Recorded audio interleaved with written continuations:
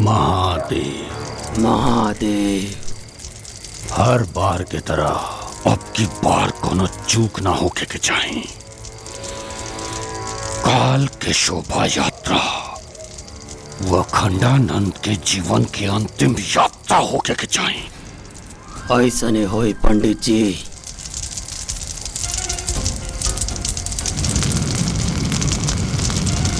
महादेव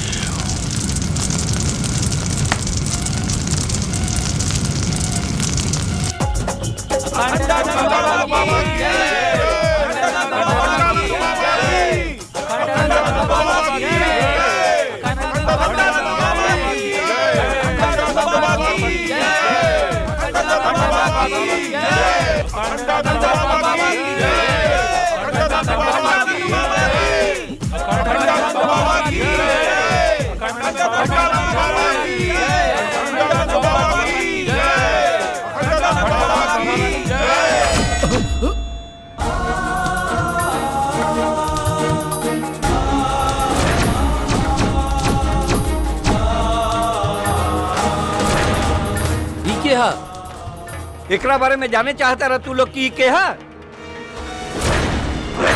ये गुरुजी के दत्तक पुत्र है। अरे हमरा के तो पहले ही आभास हो गई रहे कि फिर से वही हमला गुरुजी पे होखे वाला बा।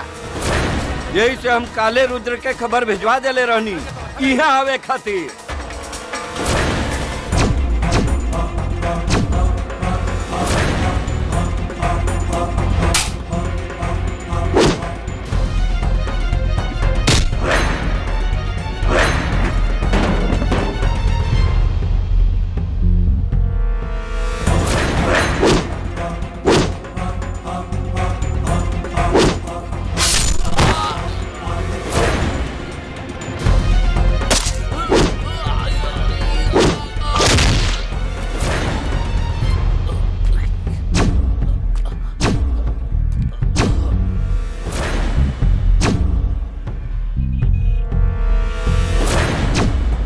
मन गंगा तन तृप्त तेजस, रहा अवघड़ सा अविनाशी, महाकाल सा नेत्र तीसरा, हूँ काशी वाला सन्यासी।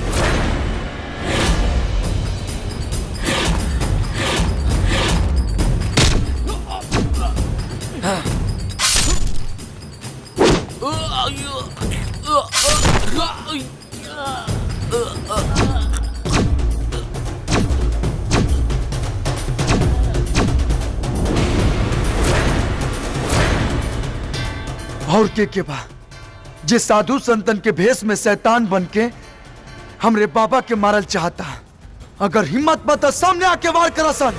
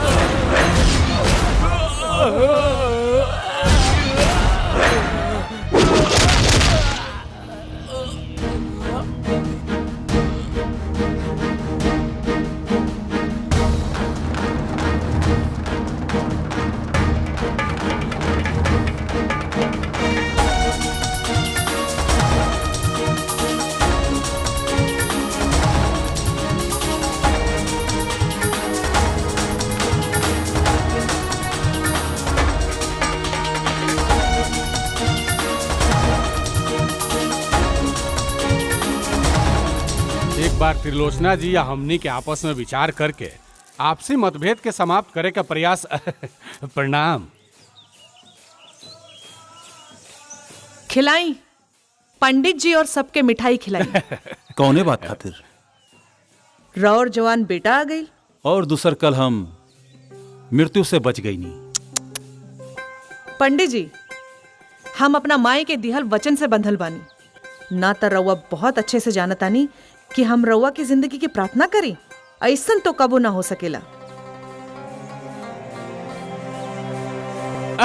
अरे त्रिलोचना जी, अरे अब तक गुस्सा थूक दी, पुरान बात के भूल जाई। ये समय मठ के आपस में संबंध कैसे अच्छा हुई ए पर विचार करे के आवश्यकता बा का गुरुजी? विद्याधर जी, हमरा जीता जीता ये कब्बो ना हो सकेला। काहे कि आज भी हमार आंख के सामने हमार माई के व्यवस्था, हमार और हमार भाई के वो असाए बचपन आसमान के बादल के तरह घूमेला। चली छोड़ी, मिठाई खाई। प्रणाम। बाप रे बड़ा गुस्सा में बाड़ी। चला चलल जाए। आ कौना बात के भाषण देत रही? छोड़ ना रुद्र, काल तो तू अजय देवगन के फेल कर देला। ले दनादन ले दनादन, हमनी लोग के तो बुझात रहे फिल्म के कोनो सीन चलता।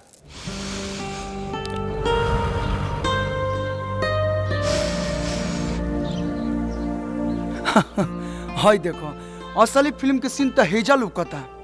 ऐसा लागता कि रवीना टंडन अपना सहेलियन के साथ योगा करता रही। वाह, ये खेल तो हमनी के रोज देखे निसन छुप छुपा के।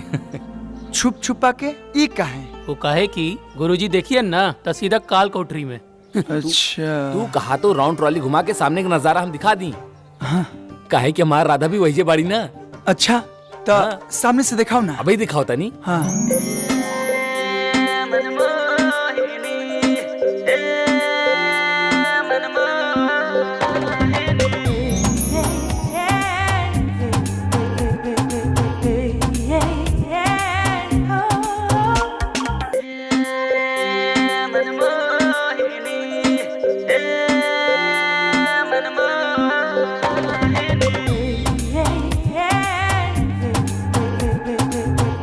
अरे बाप, अरे ई तो सही में रवीना टंडन बिया। लेकिन के बिया? ये सामने वाले मठ के त्रिलोचना माता के बेटी गौरी है। एक से एक कारनामा करे ले भाई। एकरा के हमने कारनामा क्यों के नाम से कहे निसन। ऐसन क्या करे ले? अब तो आइए गेल बड़ा ना, खुद ही देख लिया। गौरी, ले ले पकड़। अरे चला चला। अच्छा, गौरी। चल चल चल चल चल चल।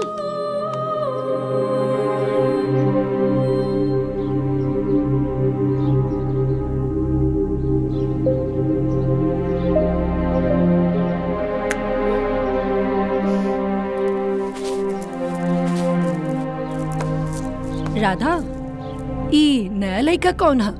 तोहरा के नहीं के बता, इस सामने के मठ में नया मेहमान आयल बा। मेहमान? हाँ। अब देखा ई मेहमान के कैसे घायल करत हैं।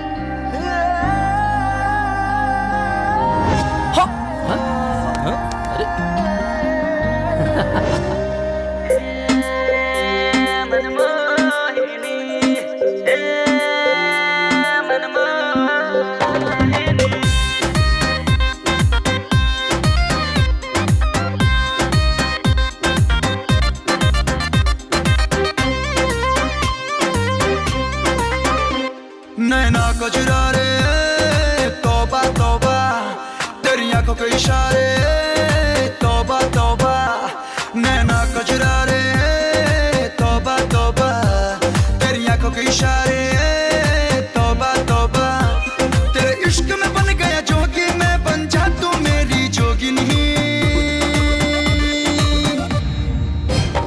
रे मन मोहिनी, रे मन मोहिनी, मन मोह लिया रे मन मोहिनी।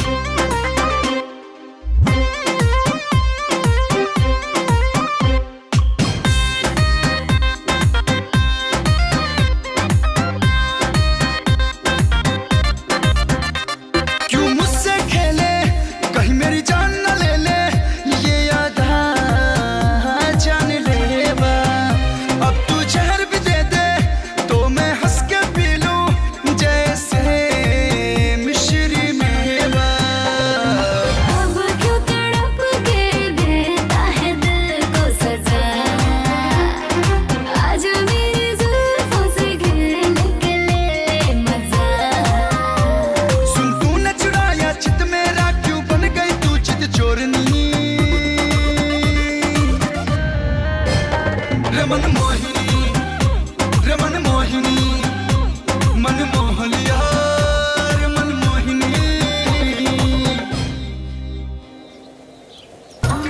हवा मिठाई ले लो, हवा मिठाई, हवा मिठाई ले लो, हवा मिठाई। मेरा शर्ट भी सिल्वर, मेरी पैंट भी सिल्वर, मेरा चश्मा भी सिल्वर, मेरा नाम भी सिल्वर है। बस बस बस, ये ला हवा मिठाई खा लो। हवा मिठाई? अरे वाह, हवा मिठाई। नंबर 11, तो हर हवा मिठाई खा के तो लगा था कि जैसे हम हवा में उड़ता नहीं। हवा में मत उड़ा, पैसा ला 10 रुपया। पैसा? अरे पैसा मांग के तू सब गड़बड़ कर दे लू। हे जान, ये हमारे स्टेटस देख के बात करा, पैसा चाहिए। ला निकाल ला। पैसा ना देबा ना? तोरा मालूम बना कि हमरा भी पैसा ना रहेला, तो अब काहे पैसा मांगे लू? वैसे तू काम का करेला? काम? काम के तो मत पूछा, काम तो हम के नाम पे दे दे बाबा, के नाम पे दे दे बाबा।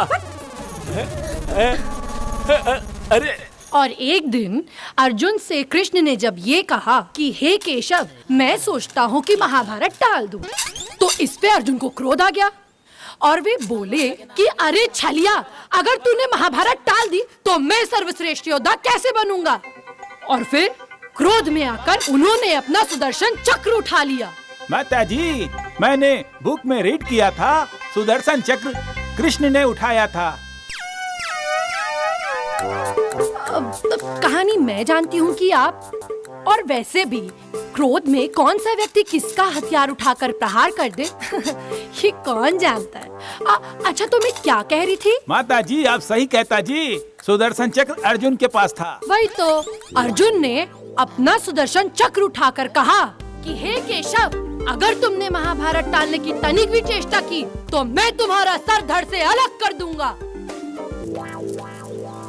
फिर क्या होना था, कृष्ण ने भी न आओ देखा न ताओ, और फिर अपने गांडियों पे प्रत्यंचा चढ़ाते हुए कहा कि अर्जुन, तू ये भूल मत कि मैं सर्वश्रेष्ठ धनुर्धर हूँ। हाय देखा।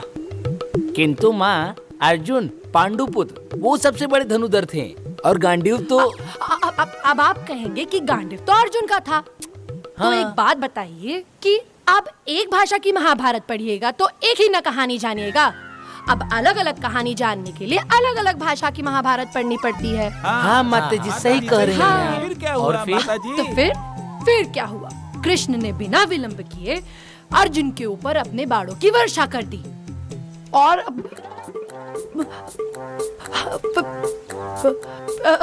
फिर ये बाणों की वर्षा पूरे 2 दिन तक चलती रही, और अर्जुन अपने सर पे सुदर्शन चक्र लिए कृष्ण के इन बाणों की वर्षा से बचते रहे। अब जब तक बाणों की वर्षा चालू है, हम थोड़ा विश्राम करते हैं। आप लोग जाके प्रयाग घूमिए। प्रणाम।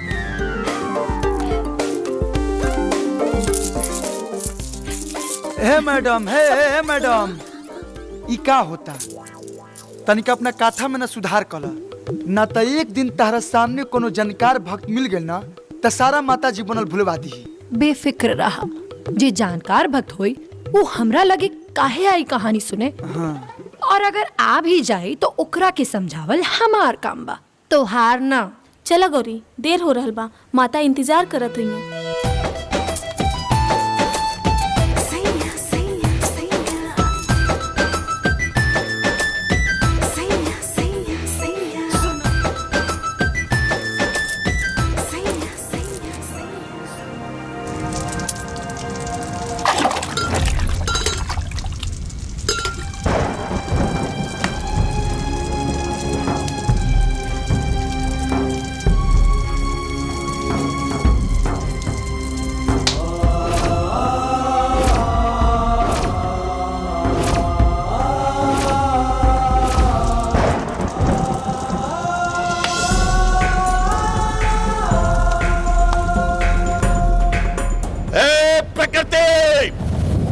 वैसे तो तू हमेशा कोई ना कोई खेल खेलती आई है, कभी बाढ़, कभी तूफान, कभी प्रलय, तो कभी भूकंप।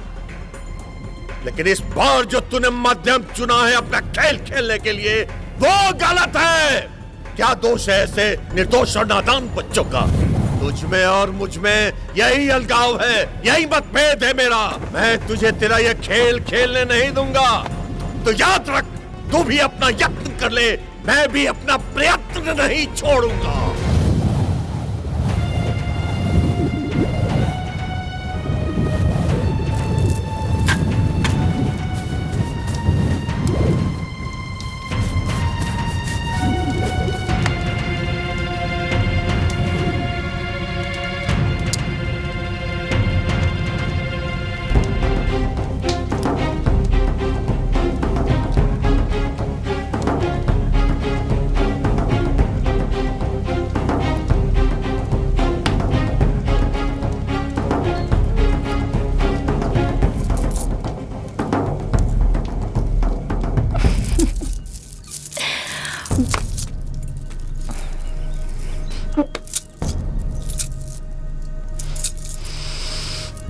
हे, रास्ता छोड़ा, ना तो माता जी से बोल देव ना तो तोहार अकल ठिकाने आ जाए। हट।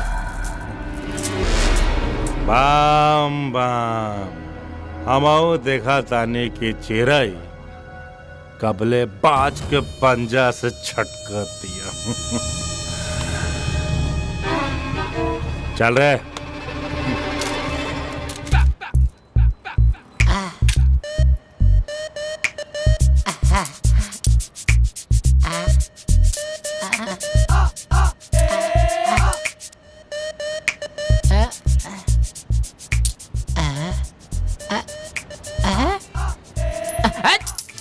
पगला कहीं का, हमको भिखारी समझा है का जी? हाँ? अरे 4 गो मिल के आदमी 20 रुपए लेके आए हो? हाँ? अरे हम बॉस हैं कि भिखारी? Number 11 boss. अब ही तो बॉस बड़ा, पर ऐसा चलल ना तो हनुमान हो जाइए आप, समझला? मतलब न रही ई शर्ट न रही पैंट, सीधा बीच में। ए बॉस मत मारी। रुका तनी, हम आइडिया भुला गए बनी, आइडिया लावा दा। कथा सुनाना आता है आपको? कथा? अरे हम पंडित जी है काजी कथा सुनाएंगे? कथा सुनाना तो आना ही चाहिए, नहीं तो दुकान बंद समझिए हम लोगों का। है रे? उका है कि हमने के जब भीख मांगे जाता नहीं जाऊ घाट पे तो पता न कहाँ से को लेके आ जा ले। अच्छा। सब पैसा हिन्ने उन्हें कथा बता के सब पैसा उहे ले। 1 सेकेंड, हाँ। उसका नाम बताओ तो। गौरी नाम है उसका। अच्छा, अभी उठवाते हैं उसको। हाँ उठा लीजिए। गोड़ हाथ तुरवा ना दिया, भिखारी बना ना दिया तो नाम बदल देना। नंबर 11 गुरु। राम सीता के वनवास काल का आखिरी चरण चल रहा था। सीता हरण और रावण वध बस बचा था, बाकी लगभग रामायण समाप्त हो चुकी थी। एक दिन सीता माता और राम जी अपनी पंचवटी मेव के बाहर आपस में कुछ हंसी ठिठोली कर रहे थे। हे भगवान, हम जहाँ जाता नहीं वहाँ ही पहुँच जाली। तभी वहाँ पर रावण द्वारा भेजा गया हिरण सीता माता को ललचाते हुए निकला और बस सीता माता के मुंह में पानी आ गया उस हिरण को देख कर। सीता माता कोनो हिरण खाए चले जो उनका मुंह में पानी आ गए? नहीं, सीता माता के मुंह में पानी उसके मांस को देख के नहीं आया था, बल्कि उसकी चमचमाती हुई चमड़ी देख के आया था। रामायण में भुलाती। हाँ, उहे हिरण रहे का सलमान भाई वाला? हाँ बिल्कुल सही, वही तो था। बेचारा जब देखो बार बार मारा जा रहा है, कोई ना कोई पाप ही किए होंगे। वो जब भी जन्म लेता है कोई ना कोई व्यक्ति आकर के उसका वध कर देता है और उसका जलपान कर लेता है। हाँ तो मैं कहाँ थी? हिरण के देख के सीता जी के लालच आ गई। हाँ तो फिर सीता माता लक्ष्मण से कहती हैं, हे देवर दिखाओ अपने तेवर, और कहा कि जाओ इस हिरण का खाल लेकर आओ ताकि मैं और तुम्हारे भैया कभी कभार इस पे आसन लगाकर पूजा पाठ कर लिया करेंगे। फिर क्या, लक्ष्मण जी निकल पड़े हिरण वध के लिए। लेकिन माता जी हिरण के तो राम जी मरले रहले। नहीं, अब अरे राम जी ने तो रावण का वध किया था। अब आप ही बताइए ना कि राम जी का जन्म रावण मारने के लिए होगा या हिरण और भालू मारने के लिए? सही कही छथी। हाँ सही बात एकदम सही कहा था नहीं मैडम जी। हमरे बाबूजी कहत रहले जब वो मछली मरिया बड़ा मछली मरिया, पुठिया ना तो हर जन्म भइल बा बड़ा मछली मारे खातिर। हाँ तब क्या, हम गलत क्यों कहेंगे बताइए भला। राम जी का जन्म रावण को मारने के लिए हुआ था और लक्ष्मण ने हिरण को मारा था। सही कहा ना मैंने? हाँ सही कहा। तो फिर लक्ष्मण ने जैसे ही हिरण का वध किया, वो गुस्से में आकर रावण मुझे बचाओ चिल्लाने की जगह राम मुझे बचाओ, राम मुझे बचाओ चिल्लाने लगा। और फिर क्या, ज्यों ही राम जी मदद के लिए निकले, त्यों ही रावण आया और सीता को भगा के ले गया। फिर का भाई माते? फिर क्या, अरे अभी तो लेके भागे हैं, लंका अभी बहुत दूर है, उन्हें पहुंचने में 2 नहीं 3-4 दिन तो लगेगा। आगे की कथा हम बाद में सुनाएंगे, तब तक के लिए बोलिए लक्ष्मण जी की जय, अभी भाभी भैया की जय। आगे रामायण में हनुमान जी भी आएंगे तो उनकी भी जय, पूरे रामायण की जय। चलिए नमस्कार। हे माता जल्दी से जा, ताकि हमनियों के धंधा पानी चली, 3-4 रुपया मिल जाई।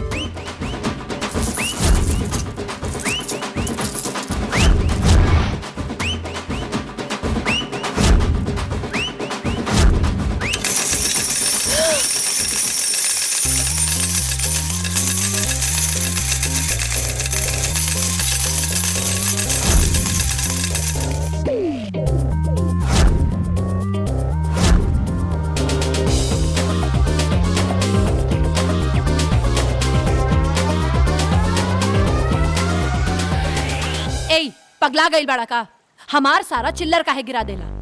मतलब एकदम किरिए खाल ले बड़ू कि केहू के दिमाग में सही से रामायण महाभारत ना रह देबू। दोसर की चिंता छोड़ा और आपन सोचा।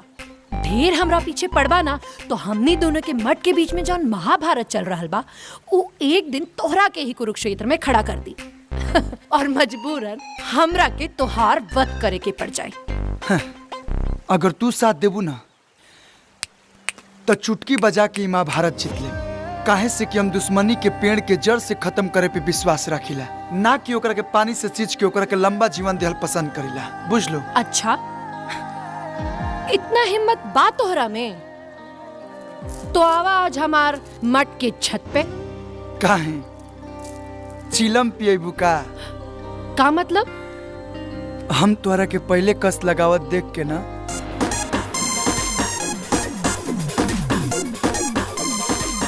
घस खा गई रही। ठीक बा, 7 बजे इंतजार करो।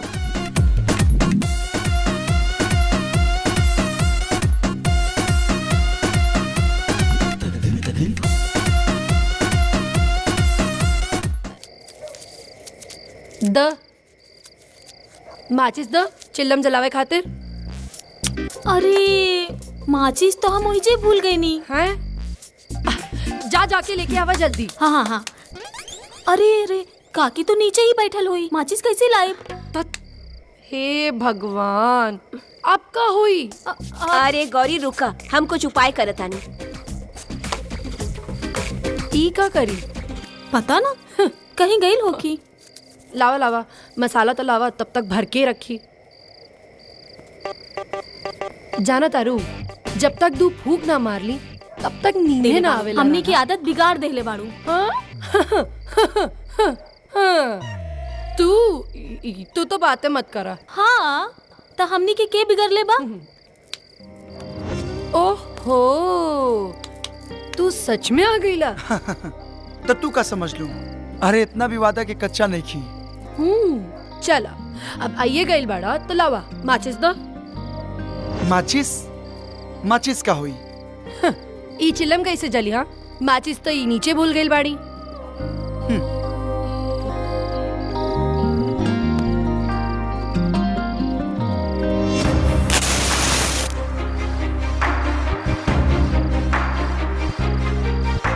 जब जिगर में इतना आग बा तो माचिस लेके घूमे का जरूरत बा?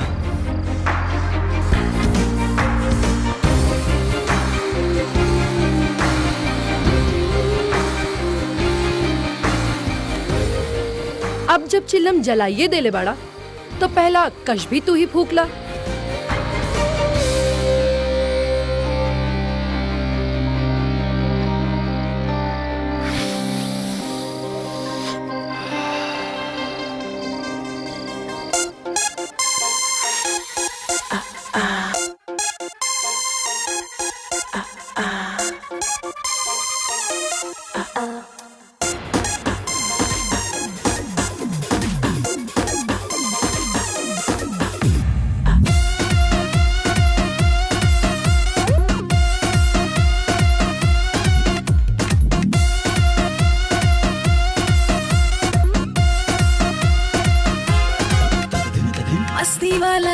बा तो कैसन पर एज बा नशा में जो रहे ओकर अलग इमेज बा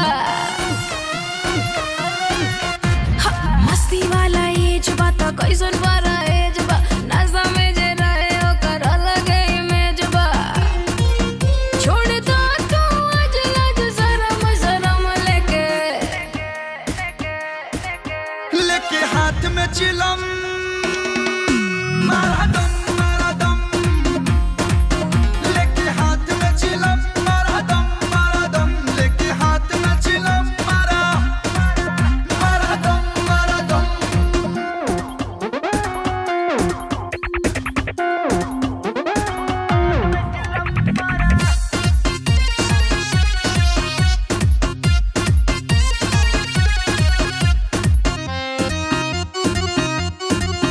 जबले झूमे ना शरीर बुझा ना सना हुआ हमारा कस के तू कस कर दे धुआं धुआं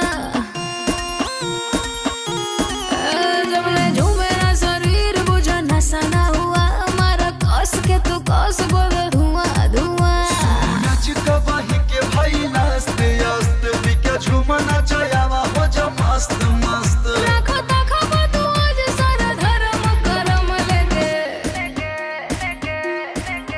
लेके हाथ में चिलम मारा दम लेके हाथ में चिलम मारा दम लेके हाथ में चिलम मारा दम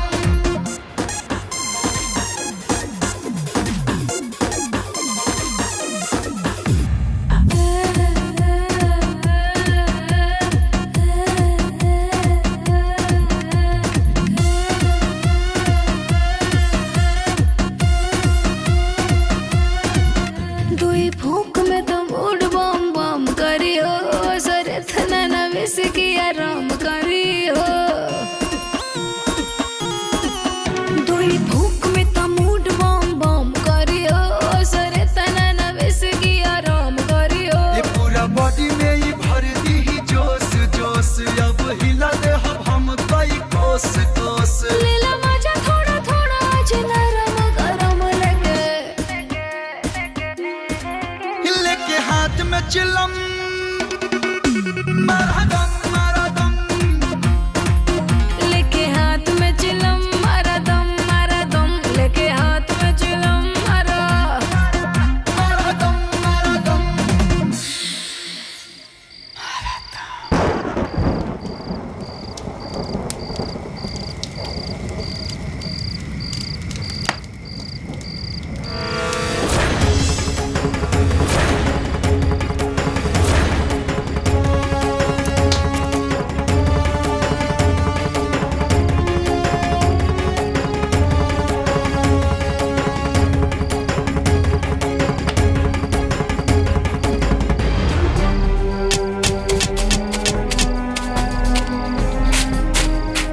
का भइल बाबा? अरे बाबा का भइल?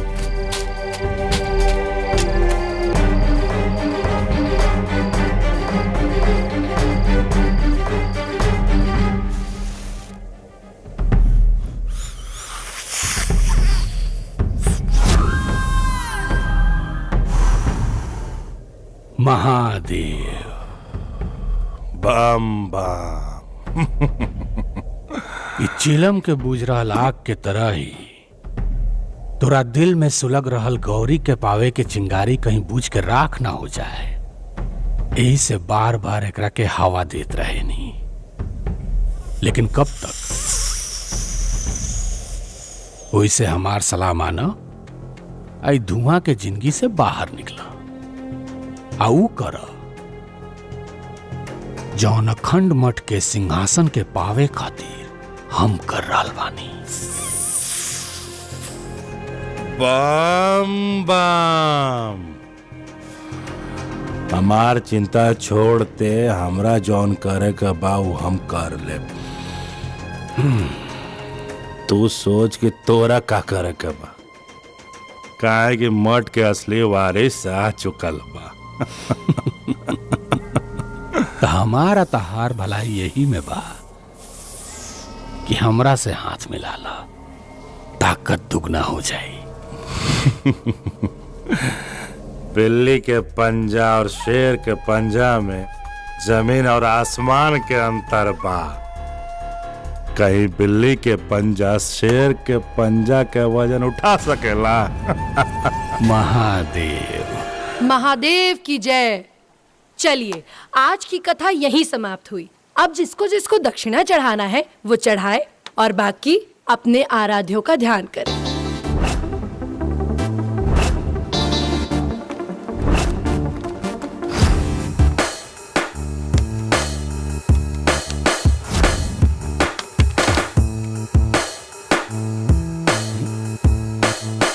नंबर 11। चला आज से कथा हमारा बॉस खिया होई। जियल हराम कर देले हो तू हमार जीवन भी। हे उठाओ सा निकरा के। भागो भागो भागो, अरे भागो चलो। अरे पक्का लेकर के।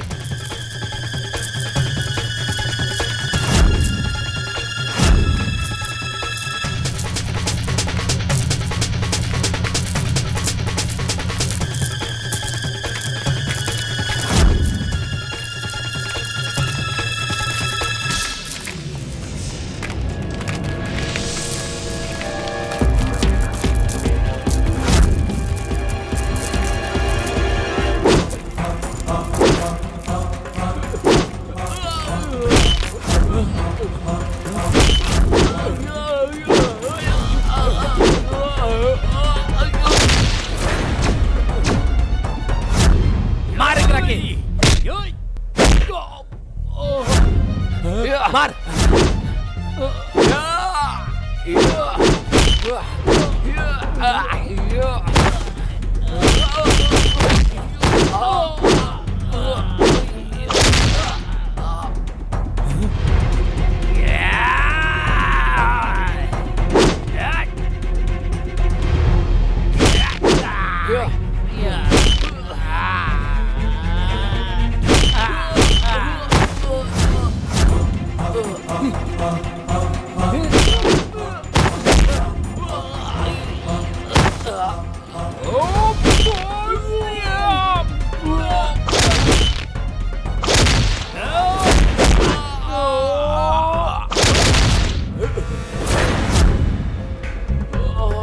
चल चल भागी जैसे भाग भाग भाग।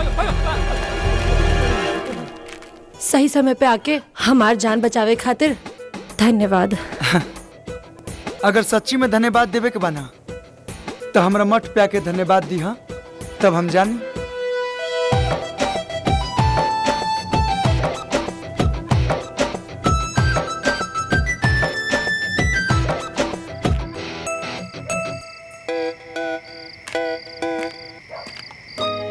लो आ गई नहीं हम तोहर मठ में।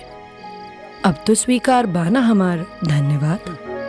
स्वीकार बा, बाकी तनिका और करीब आके धन्यवाद दा, वरना ऐसा लागी कि पनो ना खैनी और उठो लाल हो गई। जितना करीब कहा उतना करीब आ जाई। बाकी तू अपना आप के कैसे संभरबा ई तोहरा ऊपर बा। नाना अभी ना।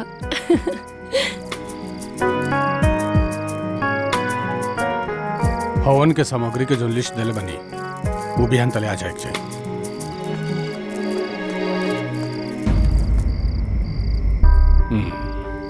देवरैया का करता रहे। आ खत्म हो गई रहे। उहे लेवे आयल रहनी। आग मतलब हवन खातिर शुद्ध अग्नि चाहिए। ए गोपाल। हाँ भैया। हवन कुंड से आग दे दे, जल्दी ले आओ।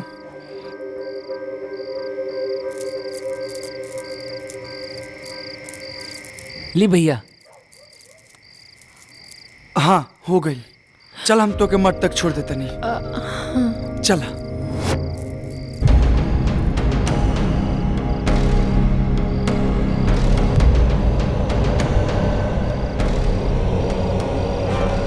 प्रेम लीला तब काका भइल रहे। अरे बताओ ना। कौन राजकुमार का चर्चा होता है जो इतना हंसी आवता? कौन राजकुमार के चर्चा चलत होखे?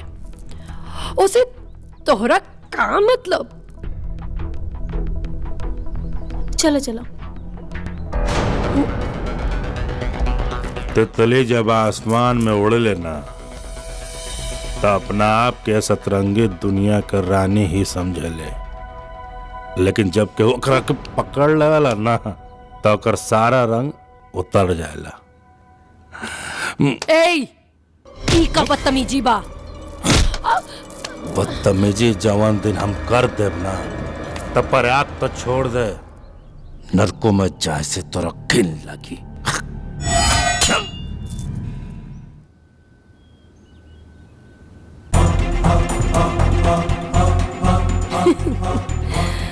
तो हार नजर अगर हमरा पर बा तो समझ ला कि तोहरा पर भी केहू और की नजर बा।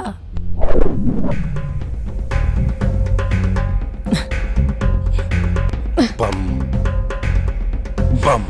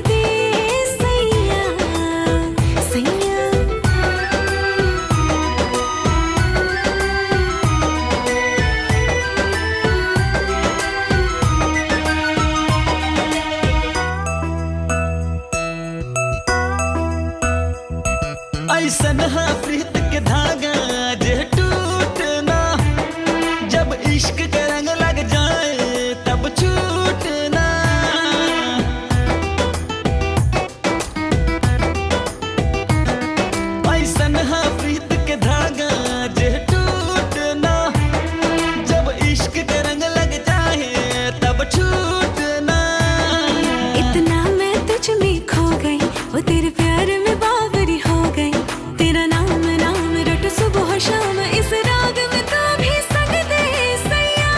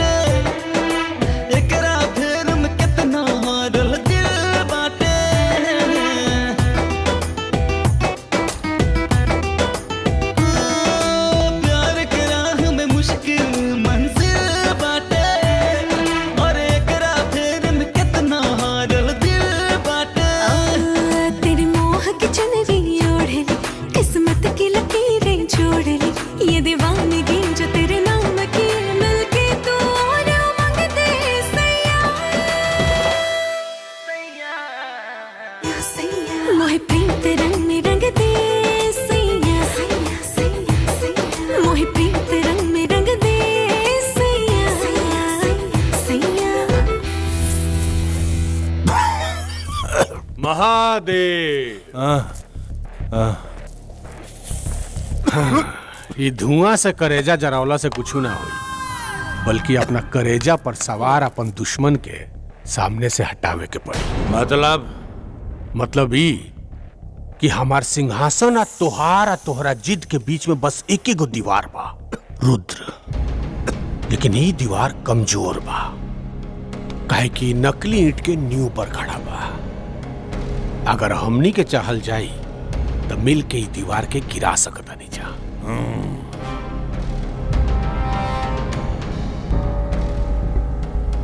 लेकिन अभी वो दीवार तारा आंगन में बा, जया वो लंबा होके हमरा आंगन के मिट्टी छुए के कोशिश करी, ओकरा के गिरा देब। बम बम। लेकिन तोहरा शायद ये पता नहीं है कि अब वो दीवार तोहरे आंगन के मिट्टी खोद रहल बा।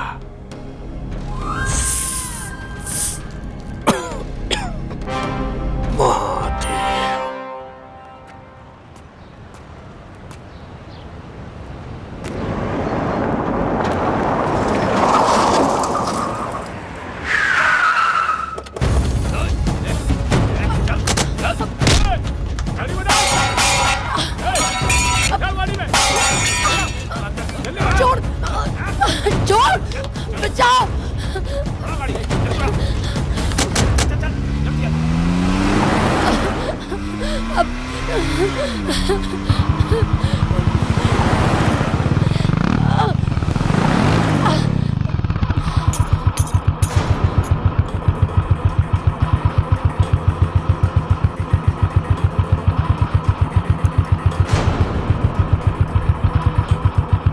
गौरी के कंगन लगा था।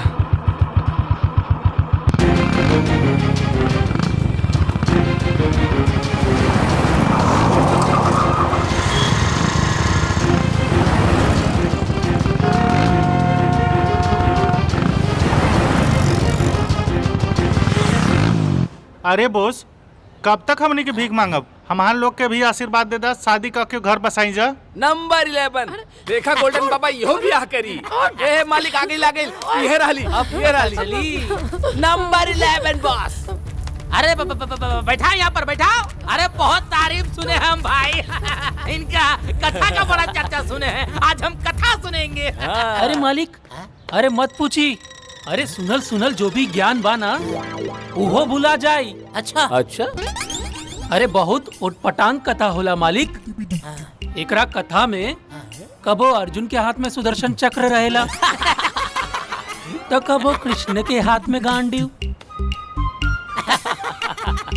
और कबो राम जी के जगह लक्ष्मण के हिरन मारे के भेज देवेली। अरे कबो राधा के रुक्मानी बना देवेली। अरे इता अलगे रामायण महाभारत पढ़ ले बिया। बहुत बढ़िया बहुत बढ़िया। एक काम करो, जीभ काटो, हाथ में कटोरा पकड़ाओ और ऐसा सुनसान जगह भेज दो कि एक एक रुपया के लिए तरस जाए। मालिक वाह। Number 11 boss.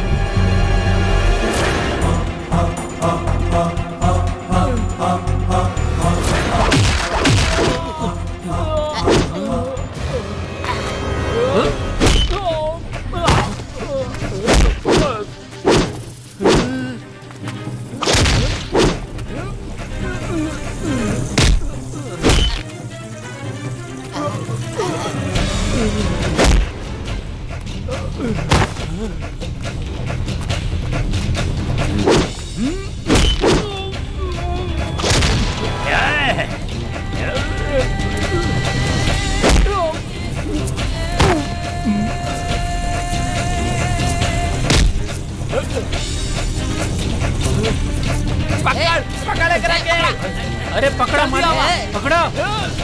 पकड़ा। रुको मालिक, रुको रुको मालिक, रुको।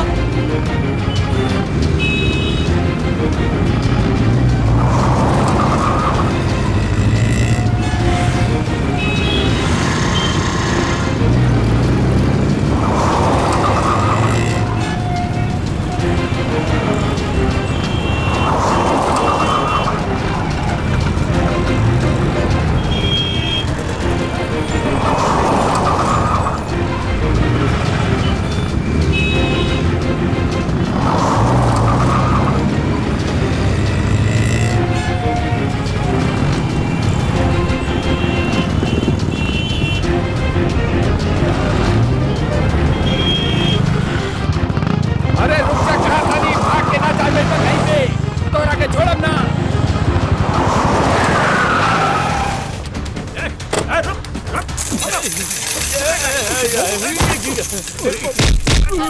इसको पकड़ के गाड़ी में डालो।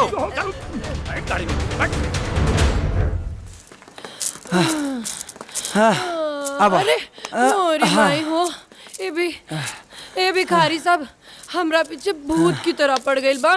हाँ ठीक के ले बा, जैसन तार करम बानू वैसे नु फल भुगतबू। अरे संजोग मनावा कि हम वजह से गुजरत रही और हमार नजर तोरा ऊपर पड़ गई। दत तोहार नजर हमरा पर ना पड़ल, उ हमार नजर तोहरा पर पड़ल और हम तोहरा के बतौनी कि हम ई गाड़ी में बनी, अब बिल्कुल सीता जी की तरह, जैसे उ राम जी के बतौले रही, अपन एक एक गहना फेंक के। अच्छा एकरा मतलब कि तू रामायण और महाभारत ठीक ठाक पढ़ले बाड़ू, मतलब लोग के झूठे पूर्वक बनावत रहले। बिल्कुल सही पकड़ला। अच्छा ये सब छोड़ा। हाँ रुद्र हमरा के बहुत भूख लागल बा। भूख लगल बा? एहिजा तो कुछ ना मिली, लेकिन चिंता मत करा, हम कुछ जुगाड़ करतनी, तू एजे बैठा, आवतनी हम। जल्दी आई हो। ओके।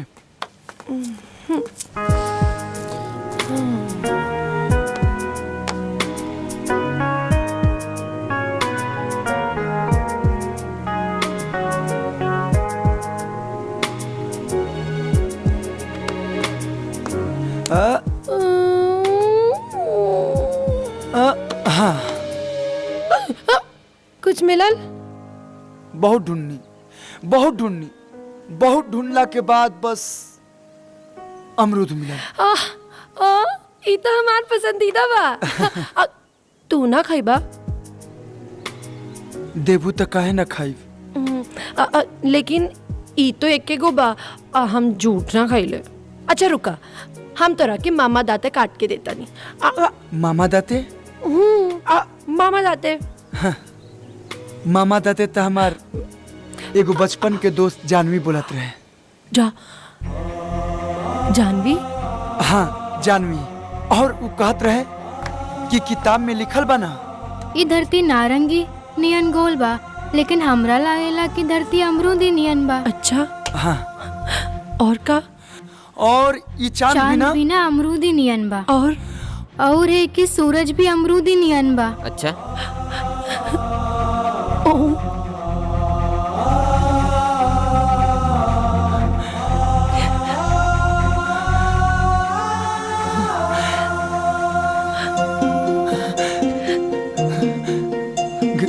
जानवी, जानवी,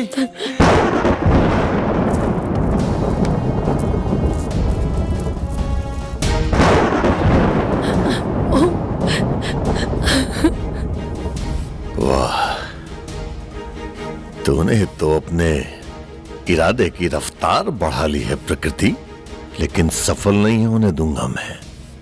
तूने अगर रात ठान लिया है तो हार तो मैं भी नहीं मानूंगा। काल के कपाल पर लिखने और मिटाने की क्षमता रखता है ये गंगा योगी। तेरे हर रास्ते में पर्वत बनकर खड़ा मिलूंगा मैं। आ रहा हूं मैं। जानवी, जानवी,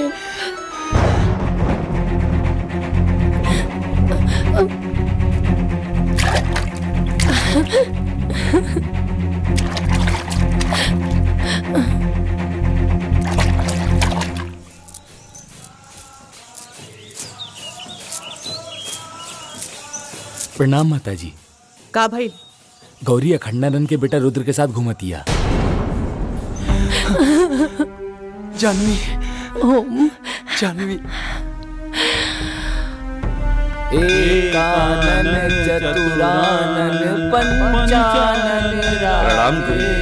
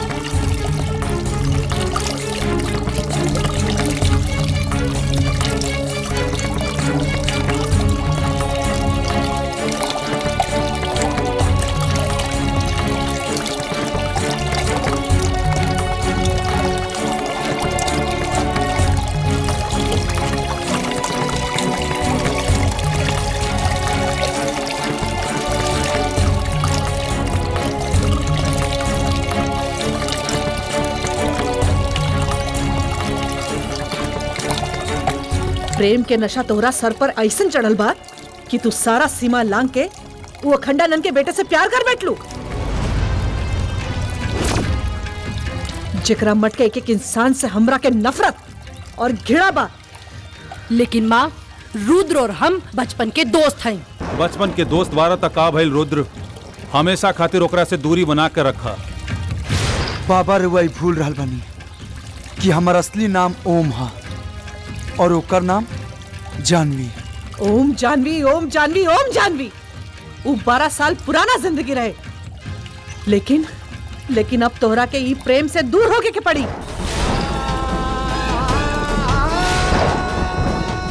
जौन वर्तमान बा उहे सत्य बा, और सत्य ई बा कि ओकरा से दूरी बना के रखे में ही सबके भलाई बा।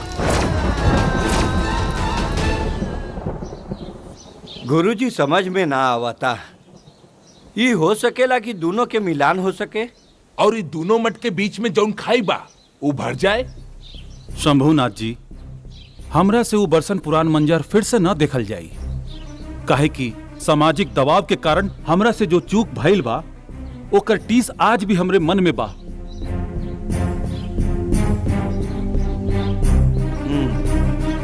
चली।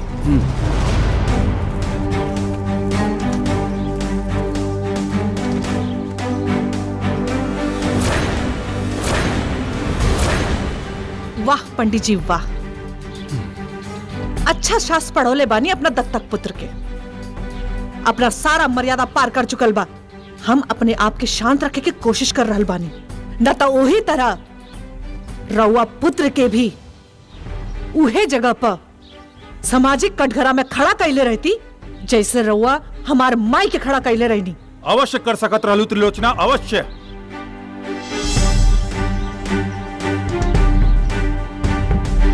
लेकिन शायद तू ई सोच के ना कैले होकबू कि तोहार दत्तक पुत्री हमरा पुत्र के संगे वही पंचायत में समस्त मर्यादा छोड़ के खड़ा रहल।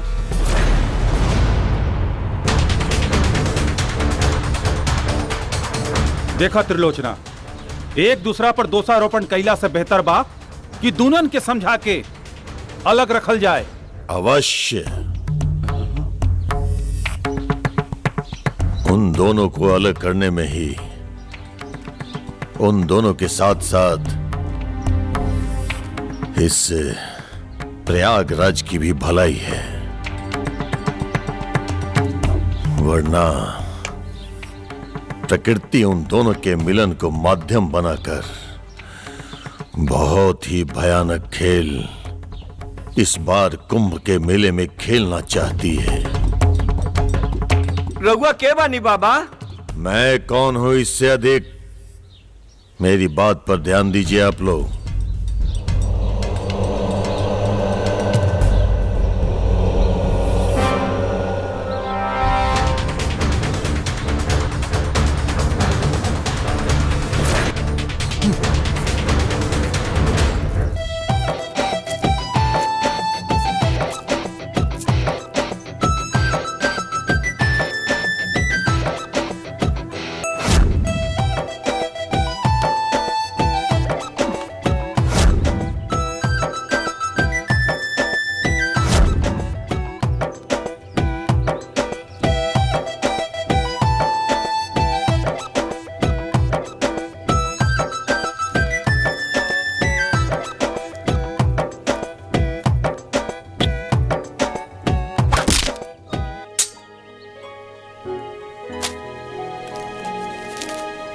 शुद्धिकरण तो हो गई हमनी के, अब चला फिर से अशुद्ध हो जाए जाओ।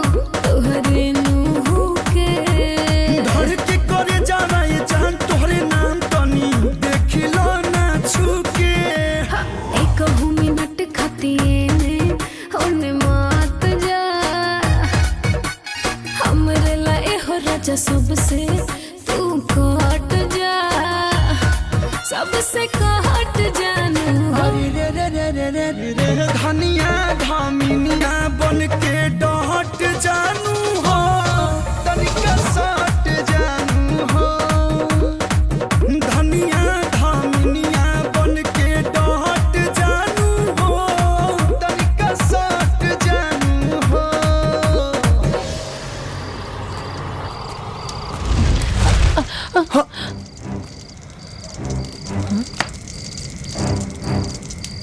ईश्वर को महाभारत का खेल खेलना था तो उसने माध्यम द्रौपदी को बनाया था। अब प्रकृति को अपना एक खेल खेलना है तो वो माध्यम तुम दोनों के मिलन को बनाना चाहती है, लेकिन तुम दोनों इससे अनजान हो। बाबा रौरा गौरी पहचानत बारू नहीं बाबा के? कैसे ना पहचाना, इनकी वजह से तो हमनी दोनों अलग भईनी, इनके तो सब हाथ रहे। ठीक पहचान लो, हमने के माता पिता के मौत के कारण के साथे साथे उस सारा लोग के मौत के जिम्मेदार यह बानी जे वो दुर्घटना के शिकार भइल रहे। बच्चा, कुछ पल के लिए तुम्हारी बातें सत्य हो भी सकती हैं,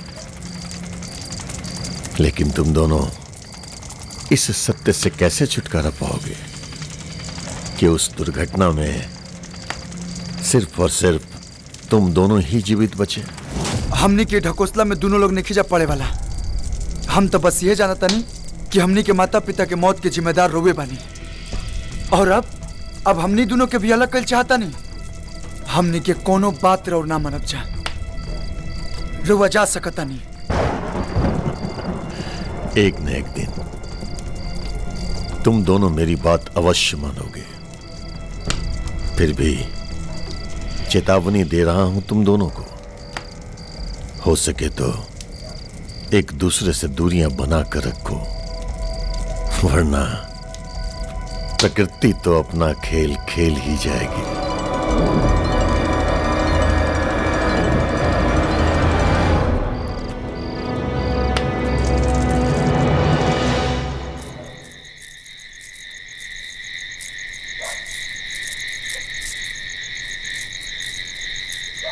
गौरी,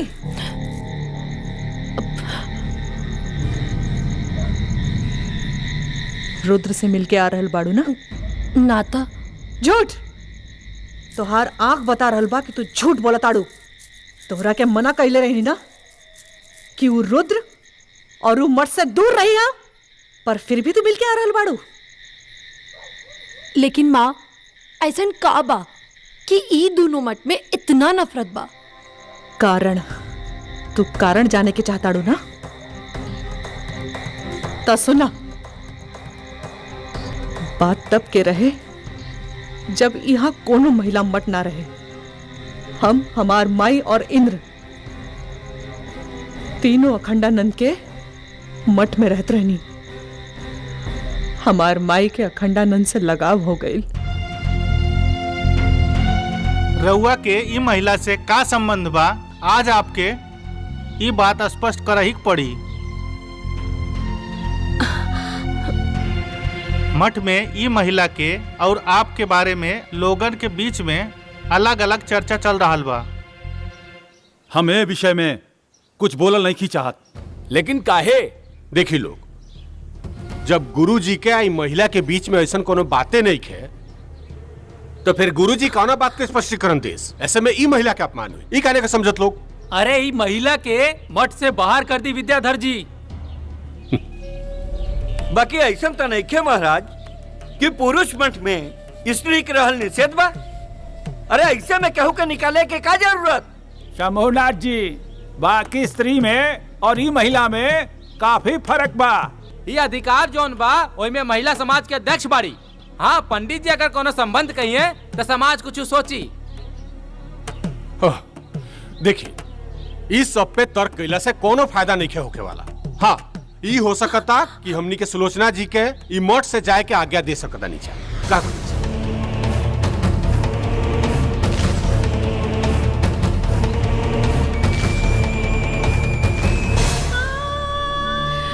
और ए तरह अखंडानंद की चुप्पी से हमार माई के भावना जल के राख हो गई। माता जी तो मर गई, पर आखिरी क्षण तक अखंडानंद के भूल न पैली। लेकिन हम वही समय ये फैसला कर ले दी कि हम एक अलग मठ के निर्माण करब और अखंडानंद के बराबरी में खड़ा होके दिखाई।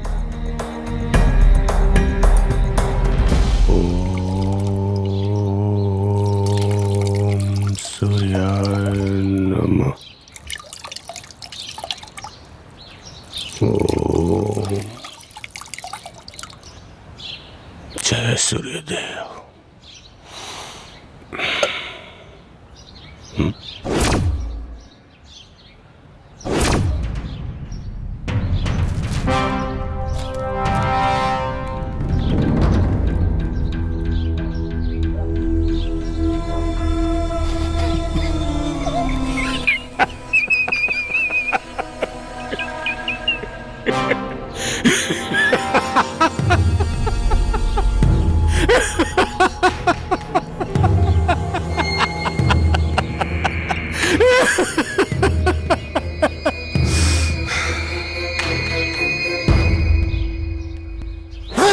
महादेव वाह, कहीं प्रेम के तीरंदाजी चल रहल बा आ कहीं शिकार धुआं में लिप्त बेखबर अपना शादी के सपना सजोरा।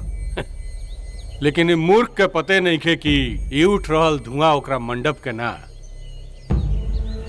ओकरा चिता के बा। बम बम बम बम। का भइल विद्याधर? अरे बतावा तो सही। ज्यादा परेशान बाड़ा तो चिलम से कस मार ला। चिलम के आग में गजब के जादू होखेला। धुआं बन के अंदर तक जाला जरूर, लेकिन अपना सारा दुख के आग के लपट में जला के खाक करते वेला। जब केहू के करेजा में नफरत पत्थर बन के बैठ जाला नु, त कौनो आग के लपट ओकरा के जला के खाक ना कर सकेला।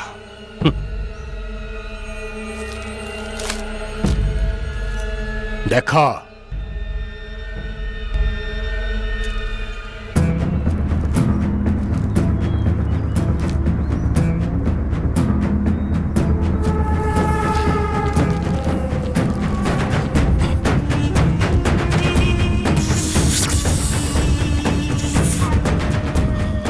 बम बम।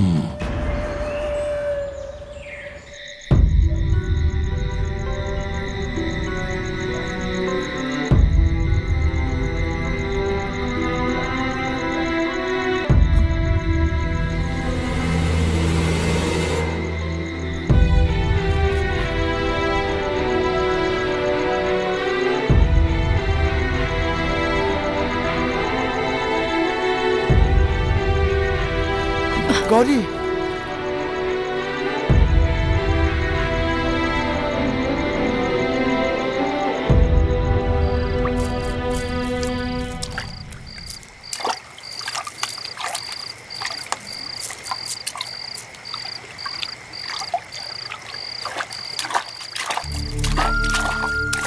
का हो गई गौरी? ना ही तू छत पे आवता रो और ना ही हमरे चिट्ठी के जवाब देता रो। बोला का बात बा? हमरा नईखे मिले के बात तोरा से। लेकिन का है? का पता, तू भी महन जी की तरह समाज के लिहाज से हमरा के अपन जिंदगी से निकाल दे। बता। अरे तू का कहता रो? हमके तो कुछ समझ में नहीं आवत। सब समझ में आ जाए, जाके महन जी से पूछ लिया। हम तो बाबा से पूछबे करब और समझबे करब, लेकिन फिर भी तोरा विश्वास नहीं किया होत।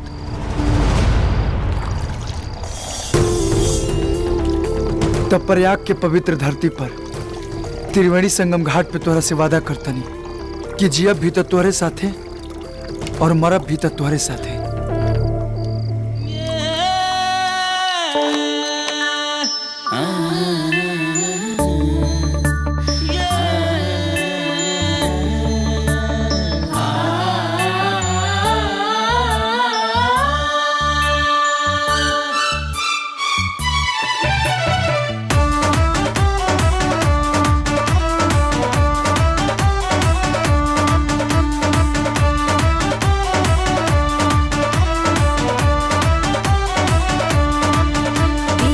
आसरा के दिया न बुझाई हा धके बहिया न बहिया छोड़ई हा या आसरा के दिया न बुझाई हा धके बहिया न बहिया छोड़ई हा न जई हा कके भगनिया ना त जैसे गंगा जमुनिया के पनिया हवे मोर प्यार सजनिया ना त जैसे गंगा जमुनिया के पनिया हवे मोर प्यार सजनिया ना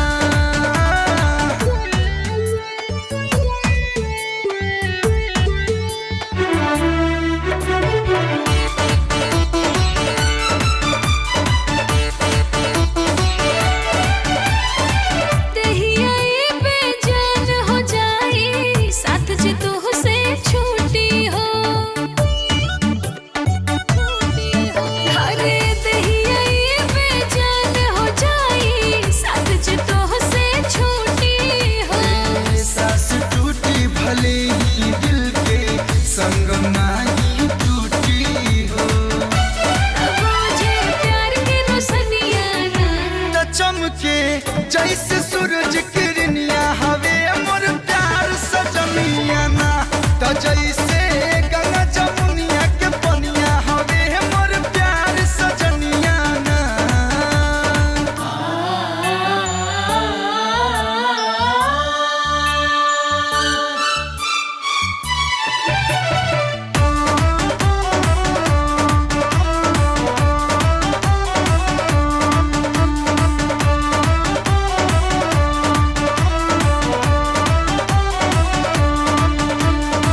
तोह के पाके अंग अंग देखा कितना गोयल निखार हो हाँ तोह के पाके अंग अंग देखा कितना गोयल निखार हो सुखल वृक्ष हरियर हो जाला प्यार के ऐसन असर हो सच्ची हाथे के तू पनिया ना हो झीरे जैसे बरखा के पनिया हवे मोर प्यार सजनिया ना तो जैसे गंगा जमुनिया के पनिया हवे मोर प्यार सजनिया ना काका ऐसन का बात बा ई दोनों मठ में इतना दूरी काहे बा बेटा गुरुजी तो हमके बतावे खातिर मना के लिए बढ़न बाकी तोहरा से छुपावल भी उचित नहीं खे कबा की जैसे इंसान इंसान के दुश्मन बा वही तरह से मठ मठ के दुश्मन बा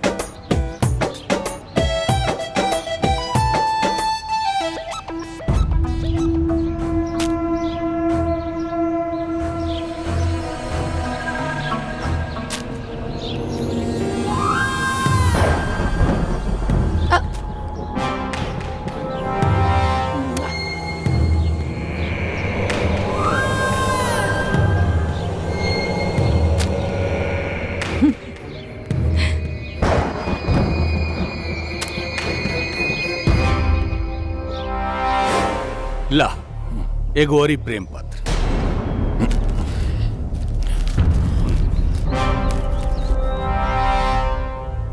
अब एकरा टकटकी लगा के मत देखो, तेरे पास खाली आधे घंटे के टाइम बा।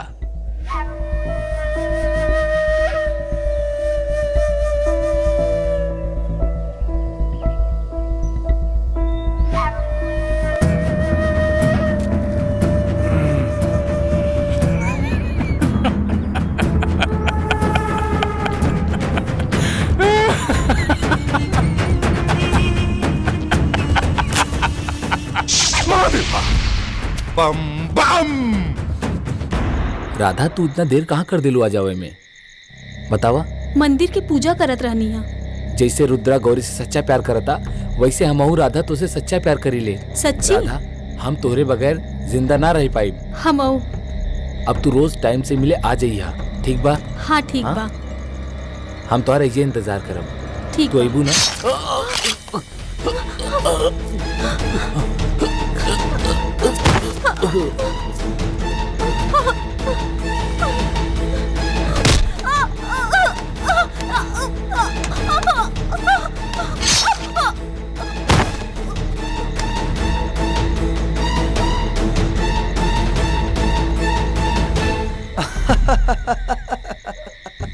अरे चुप रहो।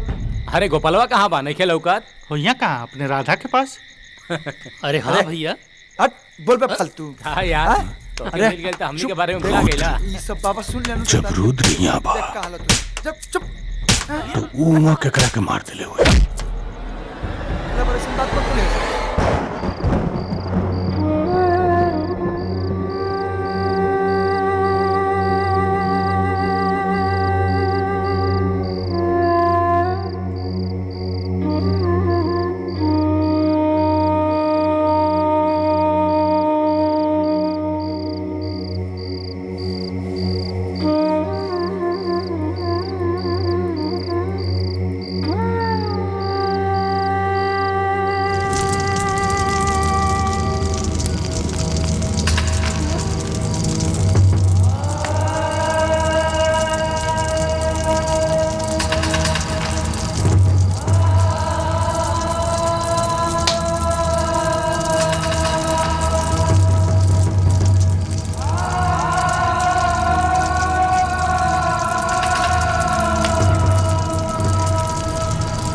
ये दोनों चिताएं भविष्य में अनगिनत चिताओं के रूप में नजर आएंगी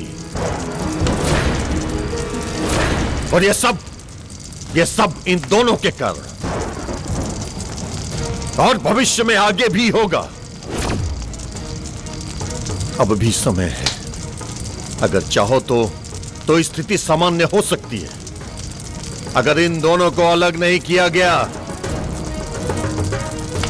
तो भविष्य में जितनी भी मौतें होंगी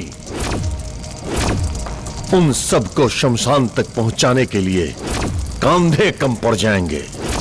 पहला ही से कहत रहे कि अलग करा, अलग।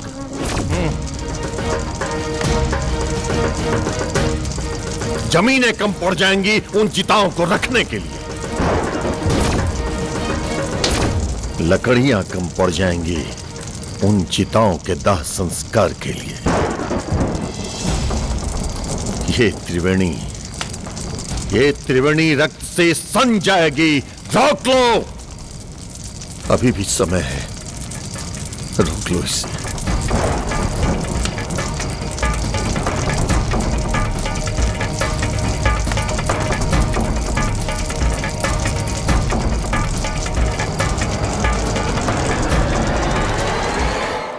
रुद्र, हाँ ऐसा तो नहीं खे कि जौन बात बाबा बोल रहल बाड़े उस सच होके वाला बा। अरे तू फिर से उठूंगी बाबा के बात पे ध्यान देते बाड़ू। ध्यान देवे वाला बात बा रुद्र, काहे कि अब तक उहे हो रहल बा। हाँ। जौन उ बाबा कह रहल बाड़े अगर सच में ऐसा हो गई तो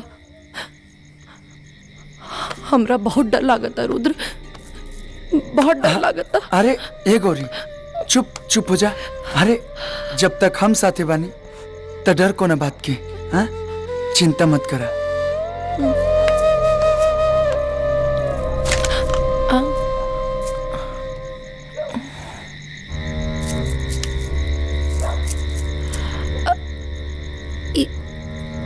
इता इंद्र की चिलम्बा का एकर मतलब ई सारा कांड इंद्र कैले बा।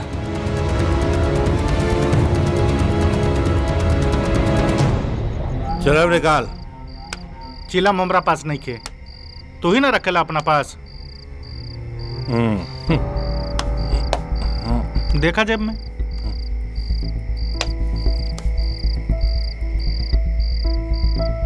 बम बम हमरा लगे तो नहीं कह रे। हमरो लगे नहीं खे।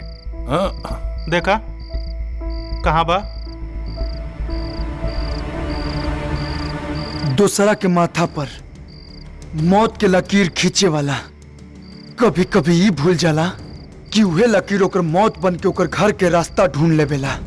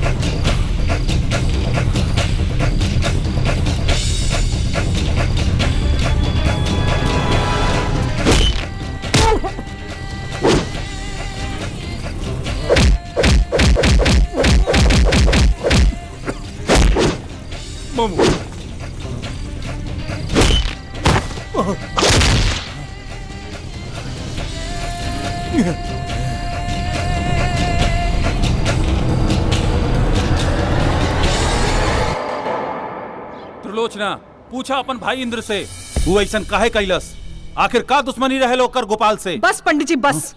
रवा तो इंद्र पर ऐसा दोषारोपण कर रहल बानी जैसे रवे के मट के बच्चा मरल बा। ये मत भूली कि हमरे मट के भी एगो बच्ची मरल बिया। इंद्र ही गोपाल और राधा के मरले बा। एक चिला मोजा मिलल रहे। चिला मोजा मिलल रहे एकर मतलब ई ना भेल कि हम ही दोनों के मरले बानी। देख झूठ मत बोल। रुद्र शांति रखो, शांति रखो, पीछे हटो। तू चिंता जन कर रुद्र, हमनी के घटना के तह तक जल जाए। जी गुरुजी, लेकिन जे भी दोषी पकड़ाई ओकरा के पूरा समाज के सामने ले आके उचित दंड रहल जाए। यही मठ के फैसला हुई।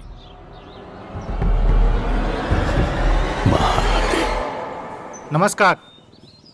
सभी देशवासियों को बताते हुए बहुत खुशी हो रही है। महाकुंभ का आयोजन इस बार प्रयागराज में होने जा रहा है, जिसमें 26 देशों के प्रतिनिधिमंडल शामिल होंगे।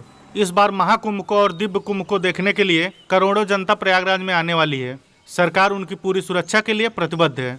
लेकिन विपक्ष तो कह रहा है कि आप कुंभ के नाम पर राजनीति कर रहे हैं। जी नहीं, ये कोई राजनीति नहीं हो रही है। ये हमारे आस्था और सेवा का विषय है। नमस्कार। प्रणाम। वो यही से वो खड़ी ओकरा पक्ष से बोल देला और हमरा पक्ष से ना बोलला। एको बात याद रखा, अगर हमार पोल खुलल ना तो तू हो जीवक काम से। फिकर मत करा, एकर नौबते ना आई। काहे कि विद्याधर के दिमाग शकुनी के नीति पर काम करेला। अपनन के हाथे अपनन के मौत देखे के मजा ही कुछ और होला। खेले दो लोग के, करे दो रास लीला। बम बम।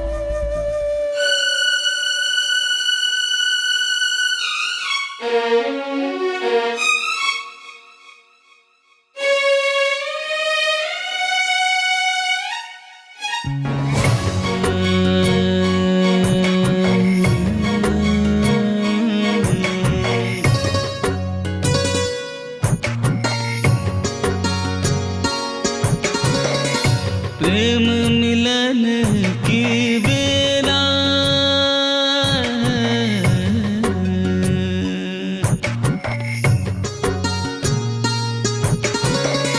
प्रेम मिलन की बेला आयो रे पिया।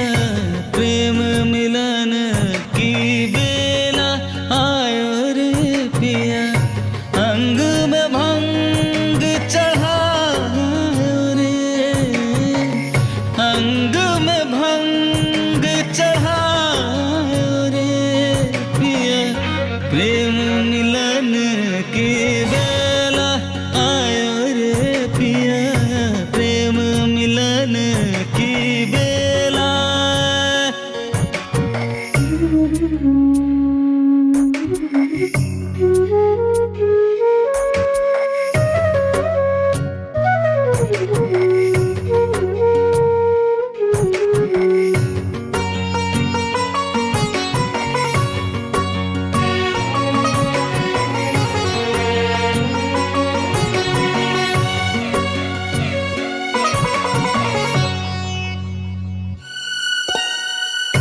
मैं गगरी अध जल से भरी छूने से तेरे सावन से झरे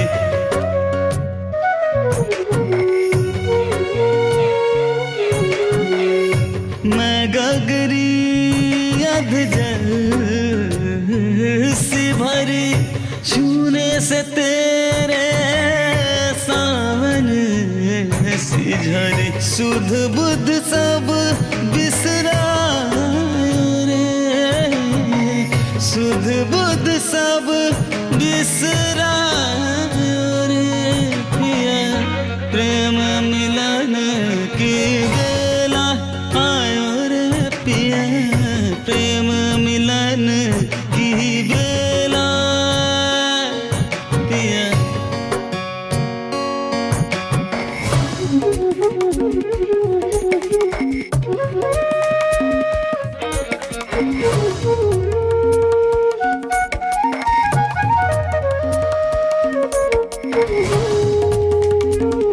दीम दीम तना ना ना ना दीम दीम तना ना ना ना दीम तना ना दीम तेरे दीम दीम तना ना ना ना ना ना ना काहे ही जमाना प्यार के दुश्मन रहल बा हमेशा काहे इतना नफरत की निगाह से देखेला लोग प्यार करे वालन के काहे से कि समाज हर औरत में राम की सीता ढूंढेला लेकिन पूजा तो राधा और कृष्ण की भी होला ना गौरी ये जमाना अपनी सहूलियत से पसंद और नापसंद बदलत रहेला तो रुद्र और गौरी की का हुई रुद्र और गौरी के मिलन त जन्म जन्म के बा कभी शिव और सती बन के तो कभी शंकर और पार्वती बन के हमनी के मिलन त तय बा चाहे ये जन्म में या अगले जन्म में हाँ?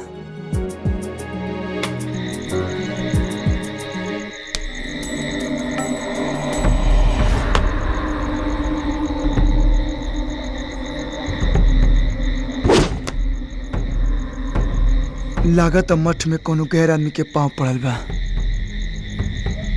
तोरा कैसे मालूम चलल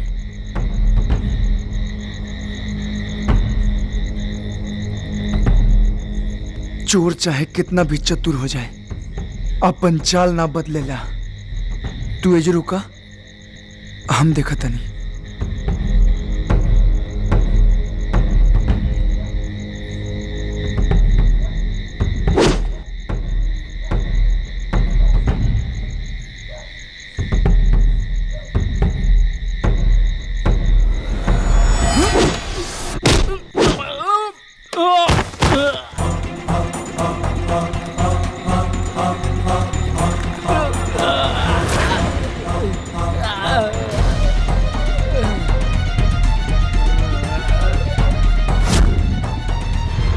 पहले जमीन पर पांव रखे के सीख ले एक बात के उपवार करिए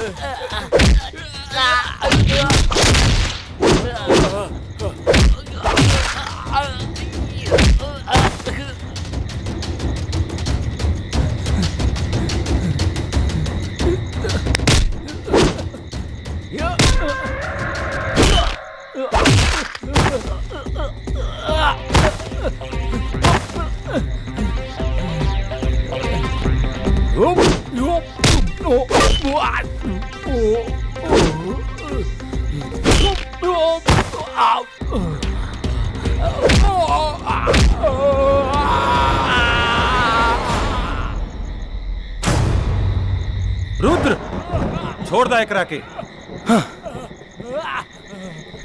बोल तोरा के भेजलस हमरा के मारे खातिर?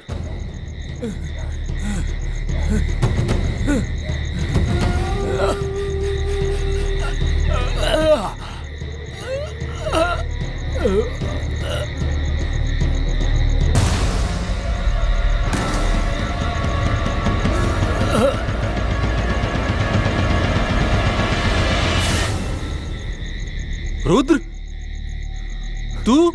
ना बाबा, बाबा हम महादेव, महादेव, राउर पुत्र ही राउर हत्या के प्रयास कर रहा बा। ना बाबा, ऐसा कोनो बात नहीं के बाबा। गुरुजी इतना बड़ा अनर्थ होके से बच गए। जॉन राउर मुंह एकरा के पुत्र पुत्र कहत थकत ना रहे, यह राउर हत्या के प्रयास कर। ना बाबा हम। गुरुजी अभी भी समय बा गुरुजी, ना तो बाबा जी के सब बात सच हो जाए। हम तो कहब कि अभी दोनों जन के अलग करें। एकदम सही कहा तानी विद्याधर जी, एकदम सही कहा तानी। तू मुझे कैसे रोक सकता है गंगा योगी? तूने तो कहा था कि मेरी राह में हर मोड़ पर पर्वत की तरह खड़ा मिलेगा तू, मगर आज तू ऐसे चौराहे पे खड़ा है जिसके हर छोर पर किसी न किसी की मौत और तबाही लिखी है। एक तरफ वो दोनों बच्चे, दूसरी तरफ उन दोनों के पालन करता, तीसरी तरफ हजारों मौत के मंजर और चौथी तरफ स्वयं मैं हूँ प्रकृति। कालों के काल, महाकाल का भक्त हूं मैं। देवों के देव स्वयं महादेव आराध्य है मेरे। तू चारों दिशाओं में तो क्या, 10 दिशाओं में आके खड़ी हो जा। हर परिस्थिति में तेरा सामना करेगा ये गंगा योगी। हरा हरा महादेव।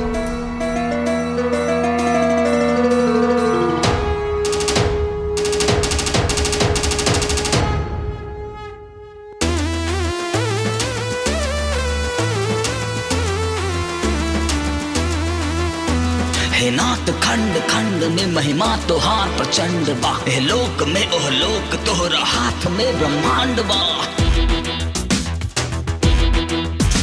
असुरन के दल हतंत ते अब दुत विश्व मंदिते। ललक तु पलक खोल के दिखा दहे त्रिदेव।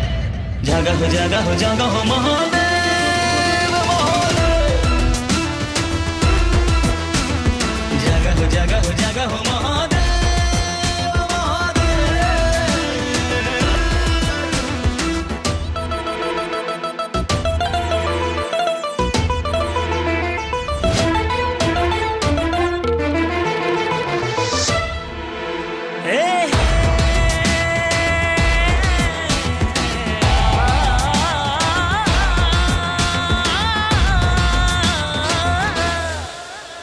त्रिशूल कर में धार के भस्मी भभूति मार के। डमरू की तू ललकार से बागंबरी सवार के।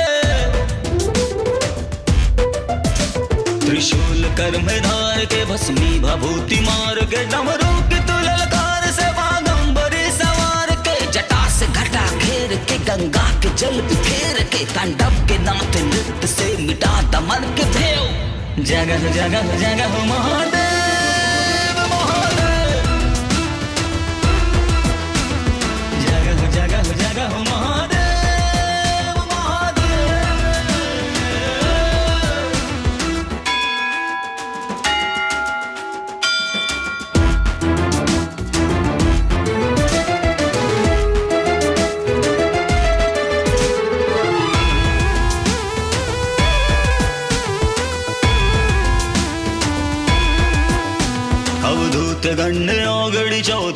भुवन की चौकड़ी रुष्टावा तुष्ट छन छन धुइया रमनते हर घड़ी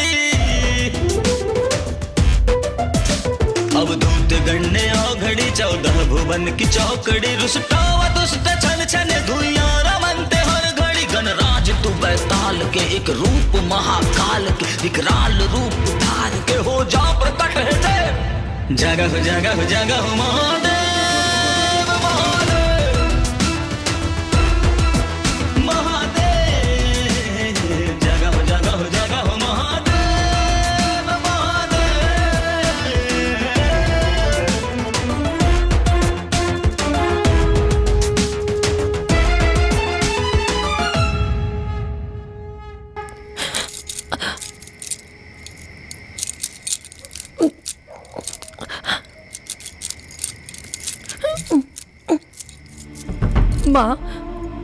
माँ जाई दी ना हमरा के, हमरा रुद्र के पास जाए के बा। माँ माँ माँ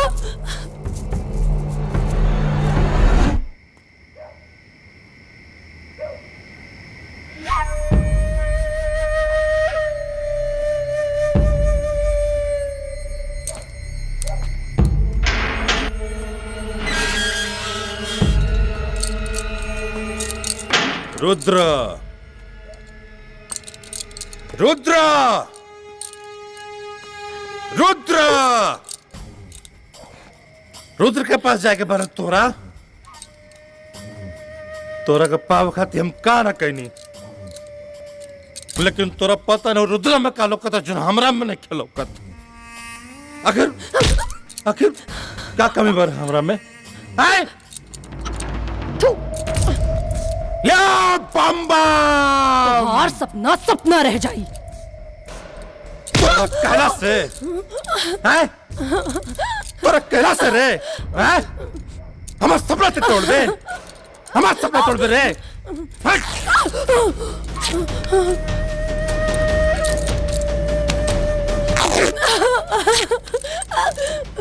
तोरे पास अब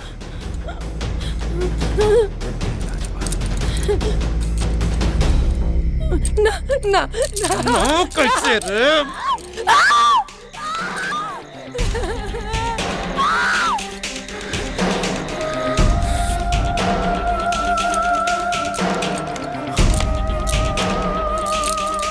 बम बम बम बम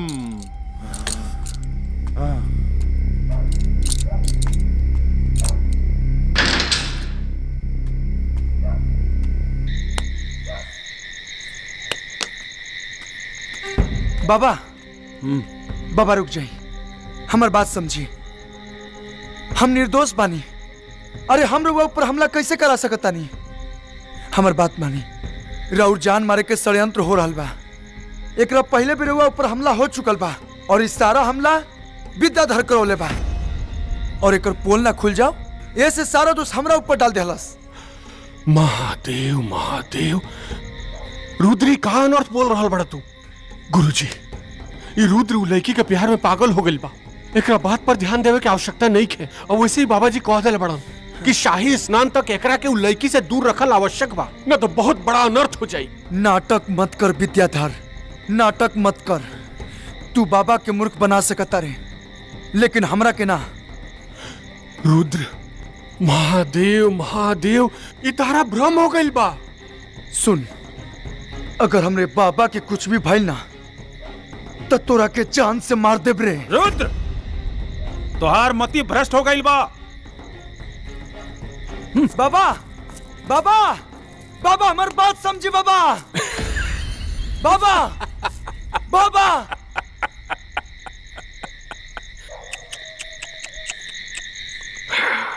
केकरा के समझावे के प्रयत्न कर रहल बड़ा रुद्र? उ मूर्ख अखंडानंद के, जकरा के हम बरसों से मूर्ख बनावत आ रहल बानी।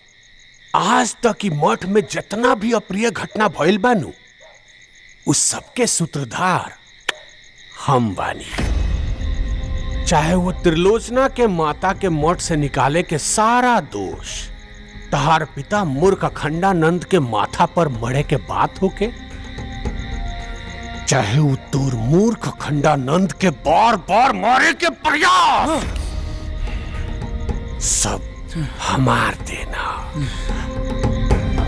लेकिन असली कांड तो काल सुबह शंखनाद के समय हुई, जब काल सुबह के शाही स्नान तोर पिता मूर्ख खंडानंद अपने ही रक्त में डूब के करी। विद्याधर!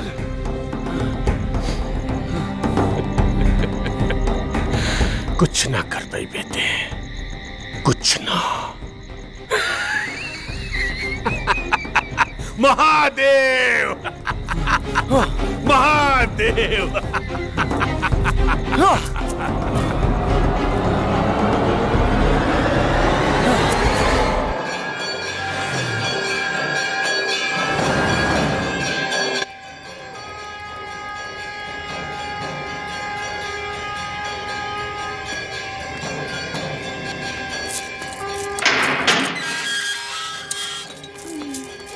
गौरी, ए गौरी, गौरी, गौरी।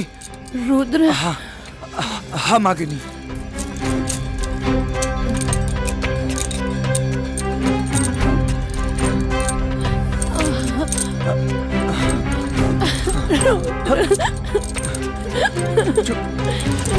चुप हो जा गौरी, चुप।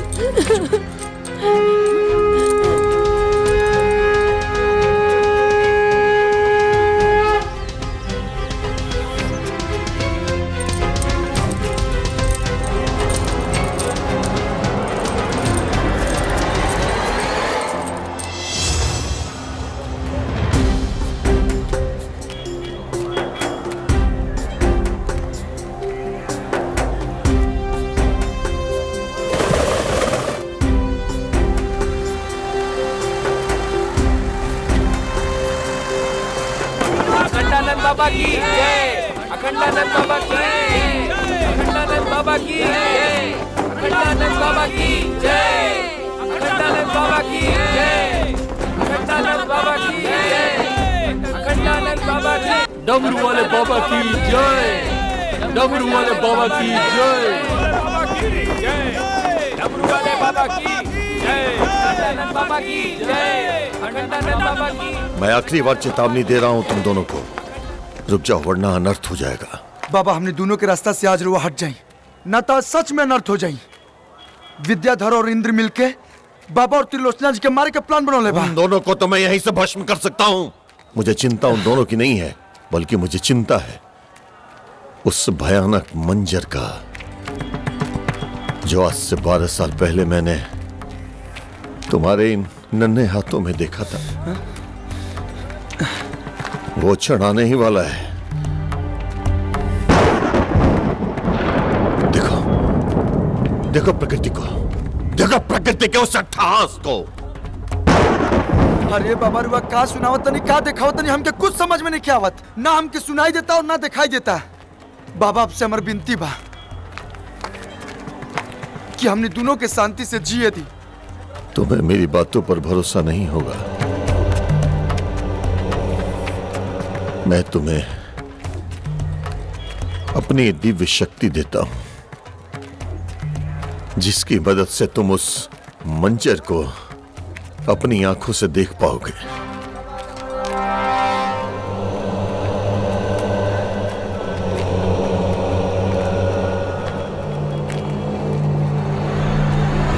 अखंडानंद बाबा की जय, अखंडानंद बाबा की जय, अखंडानंद बाबा की महाराज बोली तय मुआदी बाबा की जय, अखंडानंद बाबा की जय। एकर जीवन के आखिरी पूजा कर ले बता, ओकरा बाद अगला कदम।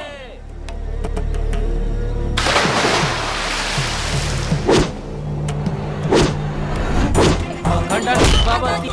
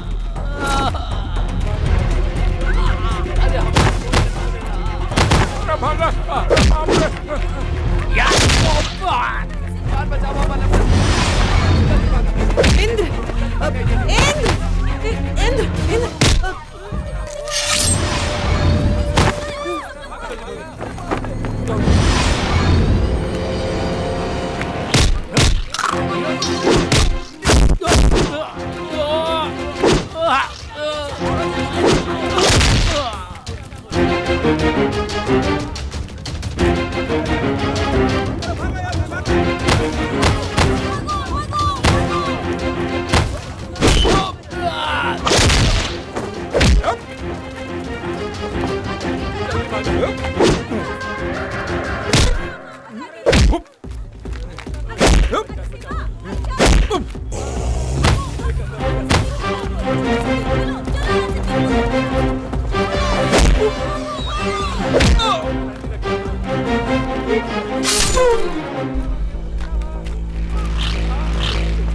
कहाँ भागत बड़ा? अरे अरे सुनता, अरे कहाँ जाता ना? अरे रुका रुद्र। महादेव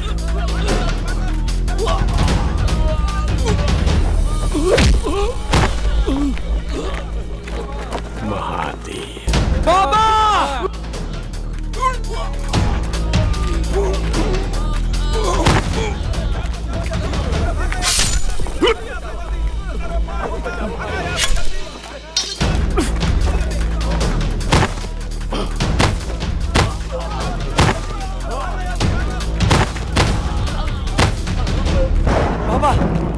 बाबा बाबा बाबा आँख खोली बाबा बाबा बाबा बाबा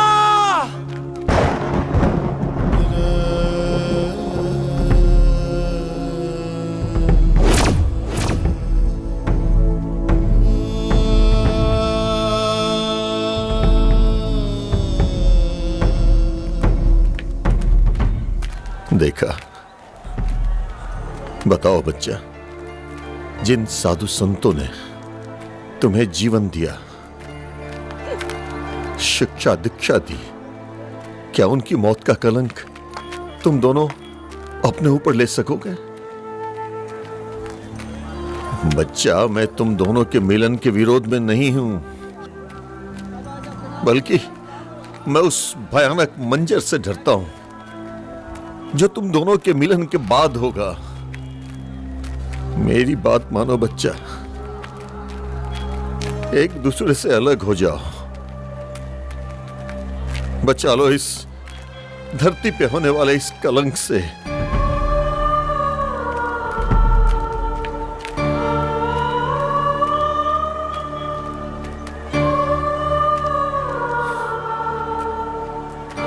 ठीक बा बाबा, हमने अपन दोनों रास्ता बदल लेता नहीं, ना जाए वो तरफ जौने तरफ हमने गए से इतना बड़ दुर्घटना होखे वाला बा। ई देश साधु संतन के बा और हमेशा रही। ई लोग के खातिर हमने जस हजारों प्यार कुर्बान बा। आज के बाद हमने दोनों कभी ना मिलब, ये आपसे वचन देता नहीं।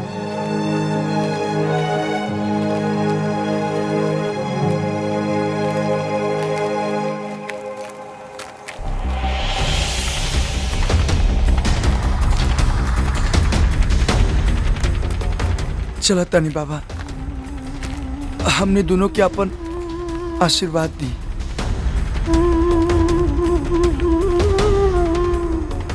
ताकि अगला जन्म में हमने के मिलन हो सके।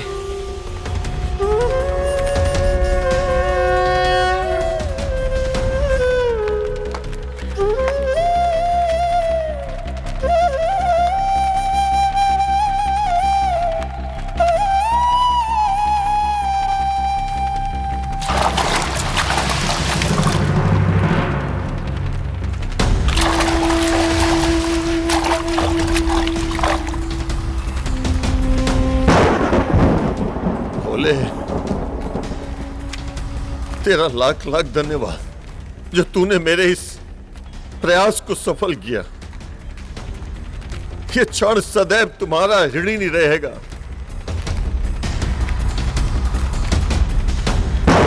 देख, देख, तू हार गई और मैं जीत गया।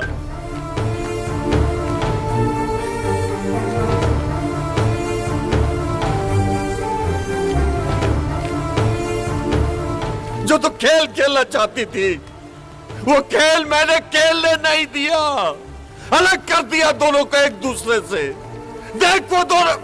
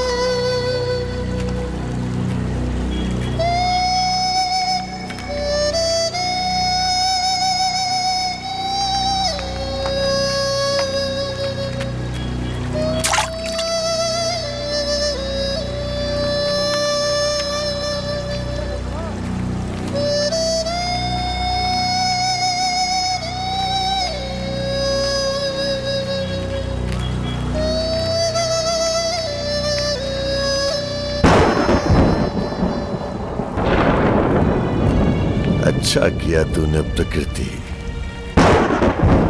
इन बच्चों को पुनः जन्म देके उम्र लंबी कर दी है तूने मेरी। और आज पहली बार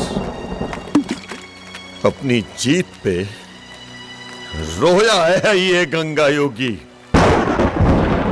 लेकिन ये मेरा वादा है तुझसे, अगली बार आऊंगा और तुझे हरा के जाऊंगा।